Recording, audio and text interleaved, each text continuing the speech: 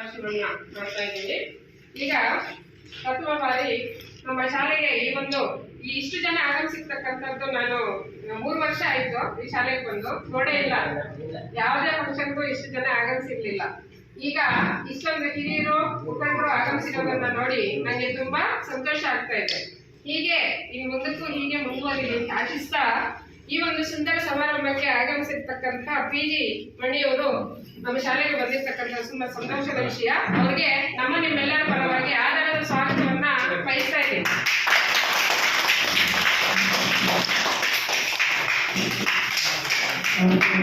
ಅದೇ ರೀತಿ ಗ್ರಾಮದಲ್ಲಿ ನಮ್ಮ ಪ್ರಾಥಮಿಕ ಶಾಲೆಯಲ್ಲಿ 80ನೇ ವರ್ಷದ ಸ್ವಾತಂತ್ರ್ಯ ದಿನಾಚರಣೆಯನ್ನ ನಮ್ಮ ಶಿಕ್ಷಕರಾದಂಥ ಸರಸ್ವತಿ ಮೇಡಮ್ ಮತ್ತೆ ಪದ್ಮಾವತಿ ಮೇಡಮ್ ಅವರು ತುಂಬಾ ಅಚ್ಚುಕಟ್ಟಾಗಿ ಈ ಕಾರ್ಯಕ್ರಮವನ್ನು ನಮ್ಮ ಮಕ್ಕಳಿಗೋಸ್ಕರ ಮಾಡ್ತಾ ಇದ್ದಾರೆ.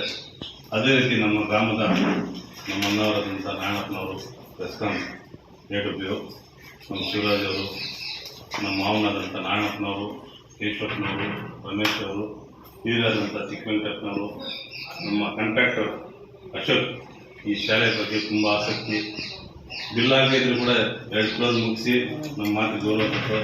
ಅದೇ ರೀತಿ ನಮ್ಮ ಬಾಬು SMC ಮುರಾಜ್, ಅದು ನಮ್ಮ ಚಿಕ್ಕಪ್ಪ ನಾರಾಯಣಪ್ಪನವರು ಎಲ್ಲ ಹಿರಿಯರು ಆಗಮಿಸ್ತಾರೆ. ಈ ಒಂದು ಸ್ವಾತಂತ್ರ್ಯ ದಿನಾಚರಣೆಗೆ ನೀವೆಲ್ಲ ಬಂದಿದ್ದು ತುಂಬ ಸಂತೋಷ ಆಯಿತು. ಅದೇ ರೀತಿ ನಮ್ಮ ಮಕ್ಕಳಿಗೆ ಬ್ಯಾಗ್ ಕೊಡಿಸ್ಬೇಕು ಅಂದಿದ ತಕ್ಷಣ ನಾನು ಸಹ ಇದಕ್ಕೆ ಸಹಕರಿಸಿ ಎಲ್ಲ ಮಕ್ಕಳಿಗೂ ಬ್ಯಾಗನ್ನು ಕೊಡ್ತಾ ಇದ್ದೀವಿ. ನಮ್ಮ ಅಣ್ಣವರು ಅದೇ ಟೈಮ್ ಬಂದಿದ್ದಾರೆ, ಅವ್ರ ಮುಖಾಂತರ ಎಲ್ಲ ಮಕ್ಕಳಿಗೆ ಎಲ್ಲ ಹಿರಿಯರು ವಿತರಣೆ ಮಾಡ್ತೀವಿ. ಇವತ್ತು ಎಲ್ಲ ದೇಶದಲ್ಲಿ ಎಲ್ಲರಿಗೂ ಹಬ್ಬ 90ನೇ ಸ್ವಾತಂತ್ರ್ಯ ದಿನಾಚರಣೆ. ಅದೇ ರೀತಿ ನಮ್ಮೂರಲ್ಲೂ ಇದು ಹಬ್ಬ. ಅದಕ್ಕೆ ನೀವೆಲ್ಲರೂ ಬಂದಿದ್ದೀರಾ. ನಮ್ಮ ಕ್ರಾಂತಿ ನ್ಯೂಸ್ ಮುರಳಿ ಅವರು ಬಂದಿದ್ದಾರೆ, ನಮ್ಮ ಬ್ರದರಾದ ಸತೀಶ್ ಅವರು ಬಂದಿದ್ದಾರೆ. ನಿಮ್ಮೆಲ್ಲರಿಗೂ ಸ್ವಾಗತ ಕೊಡ್ತಾ ಇದ್ದೀನಿ. ಹೆಚ್ಚಿಗೆ ಮಾತಾಡಲ್ಲ, ಮಕ್ಕಳು ತುಂಬ ಗೊತ್ತಾಗಿದೆ. ನಮ್ಮನ್ನ ಎಲ್ಲೋ ಹೋಗ್ಬೇಕು, ಇಲ್ಲಿ ನಾನು ತಕ್ಷಣ ಇಟ್ಬಿಟ್ರು. ಎಲ್ಲರಿಗೂ ನಾನು ಹೊಂದಿಸ್ತಾ ಈ ಒಂದು ಮಾತನ್ನು ಮಕ್ಕಳಲ್ಲಿ ಒಬ್ಬೊಬ್ಬರಲ್ಲಿ ಒಂದೊಂಥರ ಪ್ರತಿಭೆ ಇರುತ್ತೆ. ಆ ಪ್ರತಿಭೆಯನ್ನು ಗುರುತಿಸಿ ಪ್ರಪಂಚಕ್ಕೆ ತೋರಿಸೋದು ಶಿಕ್ಷಕರು ಅಲ್ವಾ? ಶಿಕ್ಷಕರ ಪಾತ್ರ ಯಾವಾಗ ಮುಖ್ಯವಾಗಿರುತ್ತೆ ಅಂತ ಹೇಳಿದ್ರೆ, ಈಗ ನೋಡಿ, ನಿಮಗೆ ಒಂಥರ ಏನೇ ನಿಮ್ಮ ತಲೆ ತುಂಬಿದ್ರು ಅದು ಗಟ್ಟಿಯಾಗಿ ನಿಂತ್ಕೊಂಡ್ಬಿಡುತ್ತೆ. ಆ ಜ್ಞಾಪಕ ತುಂಬ ನಿಮಗೆ ಫ್ಯೂಚರ್ಗೆ ನೀವು ದೊಡ್ಡವರಾದ್ಮೇಲೆ ಕೂಡ ಅದು ನಿಮ್ಮ ಒಂದು ಉಪಯೋಗಕ್ಕೆ ಬರುತ್ತೆ.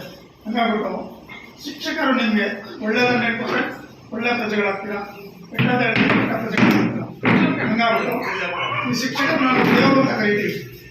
ಯಾಕೆಂತಂದ್ರೆ ದೇವರು ಒಂದು ರೂಪ ಕೊಡ್ಬೋದು, ಶಿಕ್ಷಕರು ಆ ರೂಪವನ್ನು ಇಟ್ಟು ಸಮಾಜಕ್ಕೆ ಒಳ್ಳೆ ಗೌರವ ವ್ಯಕ್ತಿಗಳನ್ನಾಗಿ ಮಾಡಬಹುದು. ಅದೇ ಥರ ನಾವು ಶಿಕ್ಷಕರಿಗೆ ದೇವಸ್ಥಾನದಲ್ಲಿ ಕೂಡಿಸಿರೋ ಒಂದು ಕಾರಣ ಏನಪ್ಪ ಅಂತ ಹೇಳಿದ್ರೆ, ತಂದೆ ತಾಯಿಗಳಿಗೆ ಹೊಡೆಯೋ ಅಧಿಕಾರ ಬಿಟ್ಟರೆ ಶಿಕ್ಷಕರು ಮಾತ್ರ ಇರೋದು. ನೀವು ಅಂದ್ಕೊಳ್ತೀರಿ ಪೊಲೀಸವ್ರಿಗೆ ಹೊಡೆಯೋ ಅಧಿಕಾರ ಇದೆ ಅಂತ ಹೇಳ್ಬಿಟ್ಟು. ಪೊಲೀಸರು ಕೂಡ ಸಹ ಹೊಡೆಯೋ ಅಧಿಕಾರ ಇಲ್ಲ ಮಕ್ಕಳನ್ನಾಗಿ. ತಂದೆ ತಾಯಿಗಳಿಗೆ ಬಿಟ್ಟರೆ 2ನೇ ಅಧಿಕಾರ ಇರೋದು ಬರೀ ಶಿಕ್ಷಕರಿಗೆ ಮಾತ್ರ. ಹಂಗಾಗುತ್ತೆ